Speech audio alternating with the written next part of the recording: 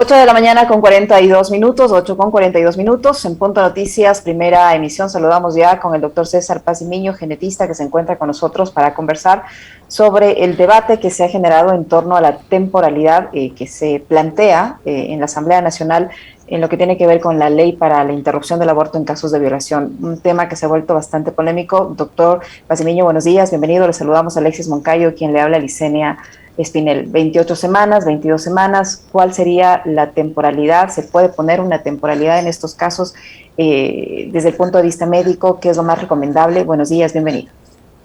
Buenos días, gracias. El tema de la temporalidad siempre ha sido conflictivo en todas las discusiones, pero digamos que hay muchas posiciones en el mundo. Diferentes países tienen diferentes proyectos de ley o leyes que ya en curso, ¿no?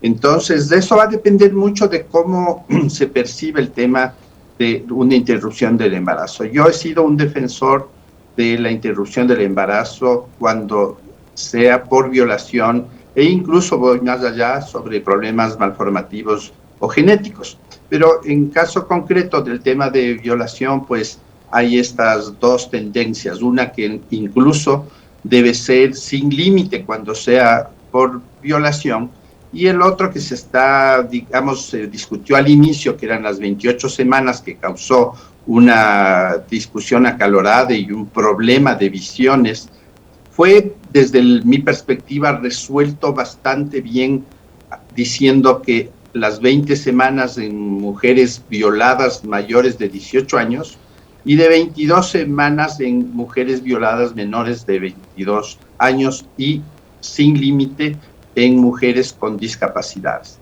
Entonces, esto creo yo que es mucho más, aceptable dentro de la Asamblea y de la propia sociedad, porque que de alguna manera se ablanda el tema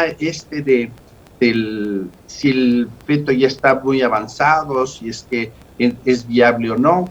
Pero dentro de eso hay varias consideraciones y por eso es que yo apoyo el tema de que está bien lo que se ha planteado este momento, 22 semanas o 20 semanas, porque hay suficiente evidencia de que en ese tiempo, en países que tienen la interrupción del embarazo, pues lo aceptan hasta las 22 semanas, por lo tanto es como que mucho más lógico para la discusión en ese sentido, ¿no? Porque hay varios países que están iguales.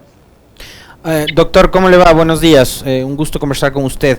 A ver, ahora, hay que considerar que, digamos, más allá del ámbito científico, que es el que usted le compete, obviamente, también está involucrado y conociendo también sobre el tema jurídico, ¿no? Y hay este antecedente de la sentencia de la Corte Constitucional que no habla de temporalidades, ¿no es cierto? Entonces ahí, digamos, no hay una camisa de fuerza, por decirlo así, sino que dice, se despenaliza el aborto en casos de violación per se. Entonces, cómo desde la ciencia tratar de entender y de aplicar también a través de la legislación en la Asamblea la temporalidad, tomando en cuenta ese antecedente que es la sentencia de la Corte Constitucional, que no especifica precisamente el tema de los tiempos.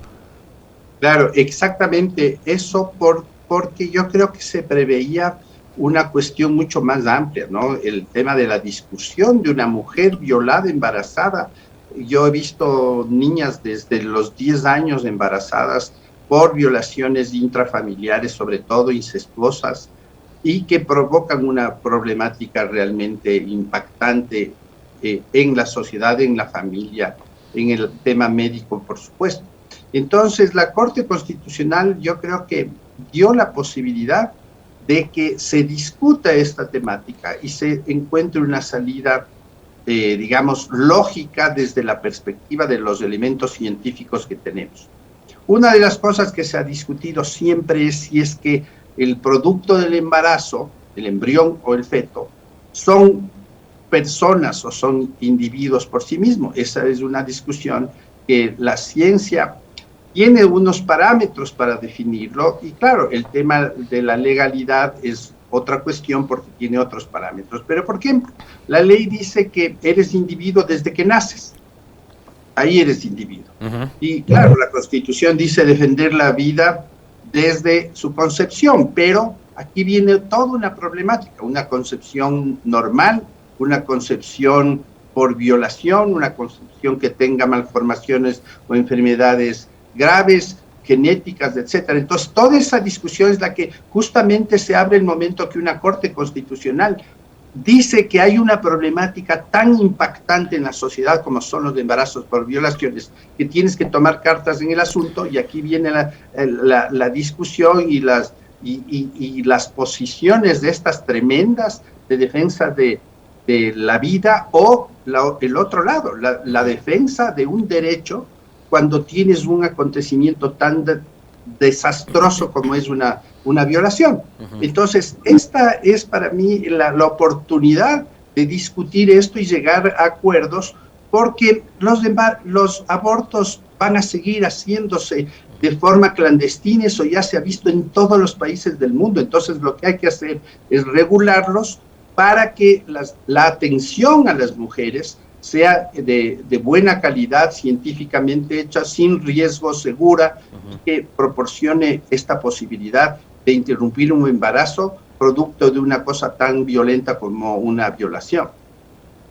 Doctor Pazmiño, otro de los temas que genera discusión sobre este proceso que se hace en la Asamblea Nacional es la confidencialidad, la objeción de conciencia, además de la temporalidad, que también es un tema que ha generado la polémica de la que estamos conversando. ¿Qué pasa sobre la confidencialidad, el principio de confidencialidad, el de no discriminación y la objeción de conciencia? Bueno, ahí yo pienso que hay una cuestión bastante compleja, ¿no? La ley está bastante bien planteada cuando uno la lee, los 66 artículos que tiene. Está contemplado muchas posibilidades. Dentro de eso, el tema de la confidencialidad. Se protege totalmente a la víctima, pero hay una cuestión que los legalistas, los que conocen de la ley también han llamado la atención, es que de acuerdo a la ley se dice que son los centros y las instituciones de salud las que tienen que denunciar el problema de la violación. Entonces se transfiere a los centros de salud y a las instituciones una función que probablemente no les competa, que es de ellos ser los denunciantes.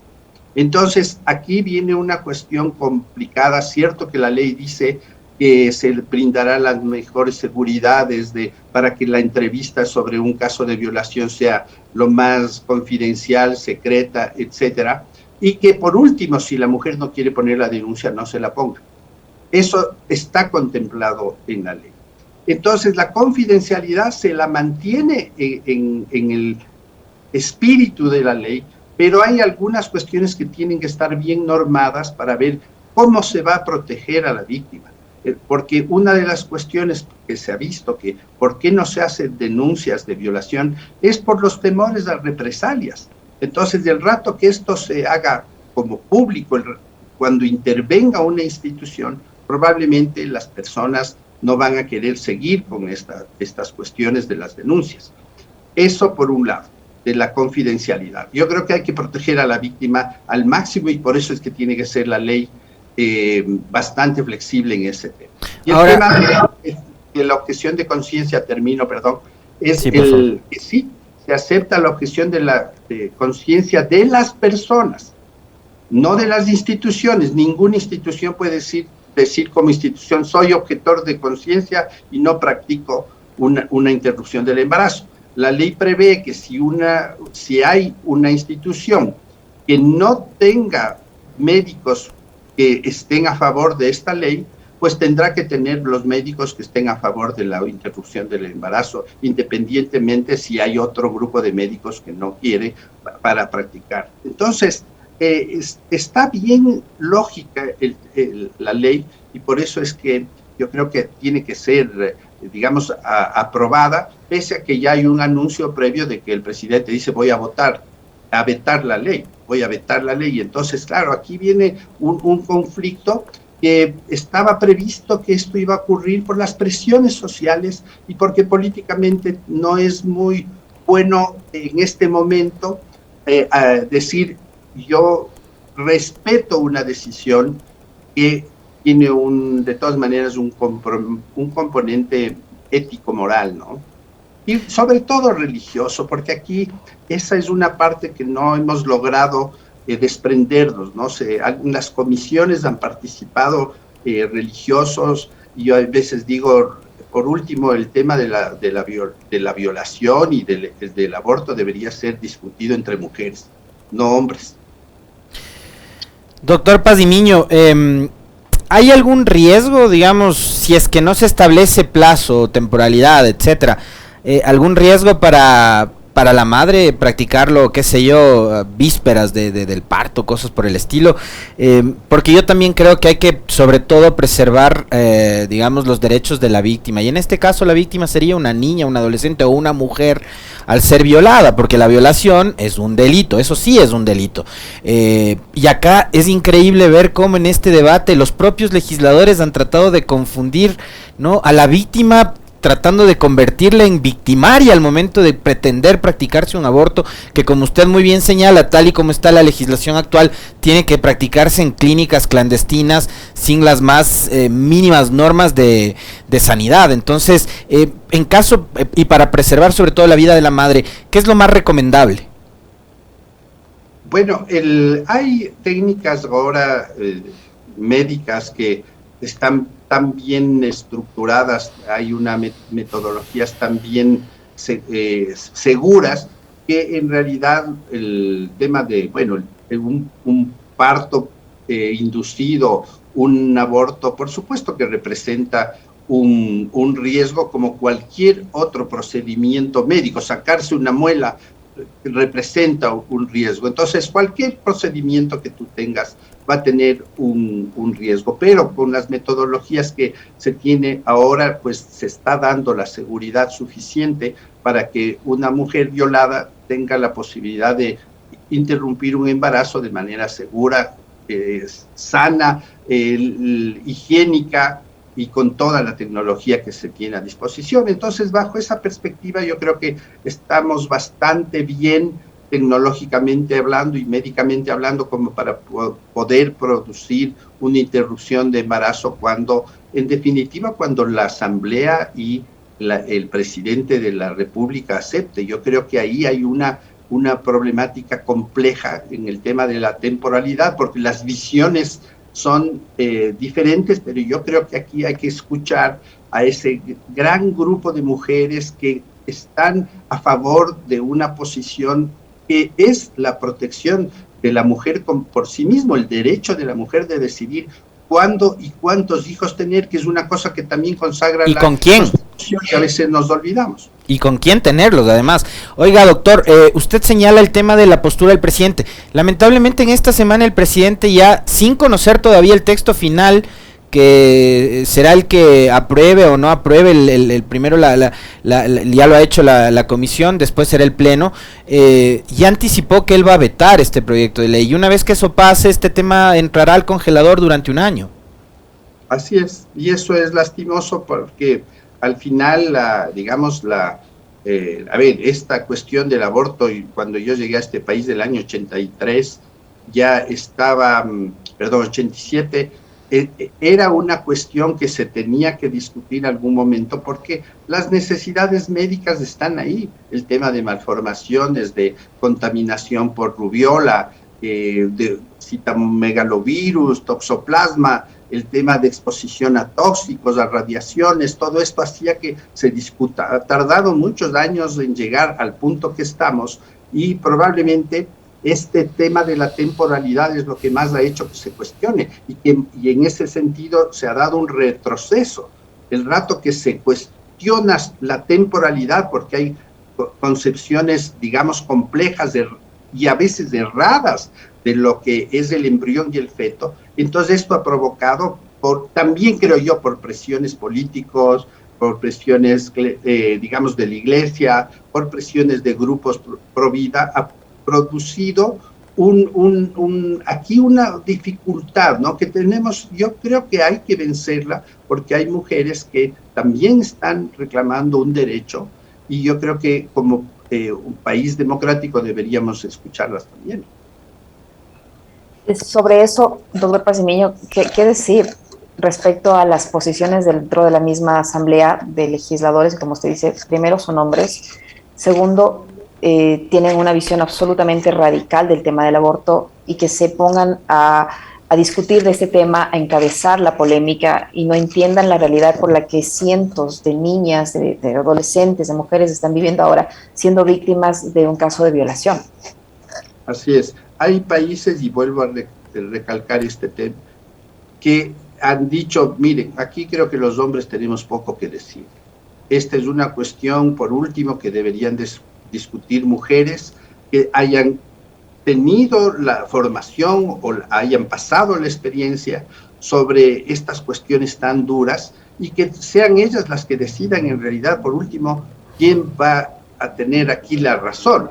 Yo creo que el mundo está apuntando, y esto en realidad desde el siglo pasado, para decir así, ha sido una discusión muy importante en el mundo, pero los países han tenido las posiciones más bien legalmente a favor de las interrupciones de embarazo, porque son una salida de muchas problemáticas, no solo el tema de violación. Yo vuelvo a defender el tema de problemas malformativos y genéticos, eso no se los contempla en este país, pero el tener una ley que proteja a las mujeres violadas, yo creo que es un adelanto y hay que trabajar sobre eso, y creo que en ese sentido todas estas visiones un rato machistas del tema deberían quitarse de la discusión, ¿no? O sea, hombres opinando si la violación o la violada tiene que aceptar o no un embarazo, dices, o sea, ¿qué pasa, no? Doctor, sus expectativas, digamos, una vez que esto ya pase al pleno, tal y como están las cosas, con la presión mediática que hay, con los pronunciamientos. Fíjese que el expresidente Correa, por ejemplo, ha hecho un llamado a formar una coalición por la vida, y que si por esto quieren llamarle de derecha, que le digan nomás que es de derecha, ha dicho. ¿Cuáles son sus expectativas con respecto a este tema y lo que pueda pasar en la Asamblea? Usted ha estado siguiendo además permanentemente los debates dentro de la comisión. Así es. Bueno, lastimosamente el expresidente ya tuvo una posición muy dura, incluso algún momento amenazó a sus asambleístas de que él renunciaba si se aprobaba esta ley, pero bueno, esa es una visión otra vez de un hombre que tiene una visión religiosa del tema y que las mujeres están por otro lado, por suerte. Entonces, yo creo que aquí tiene que primar una lógica científica y sobre todo pensar en las víctimas. O sea, el producto de una violación, que es un embarazo indeseable por la violada, y así se lo ha descrito en muchas cosas, en mucha literatura científica, tiene que ser considerado como un derecho a decir, yo este hijo no lo quiero tener, y punto. Yo creo que ahí no hay más discusión, y creo que la Asamblea necesita 70 votos para la aprobación. Yo creo que sí tenemos 70 mentes lúcidas, modernas, democráticas, antimachistas, y sobre todo que respeten el derecho de la mujer violada, ¿no? Ojalá, doctor. Muchísimas gracias por su tiempo, por la información que nos ha proporcionado, al científico y genetista, al doctor César Pazimiño, que ha estado con nosotros. Muy amable, doctor. Muchas gracias. Muchas gracias también. Gracias, doctor.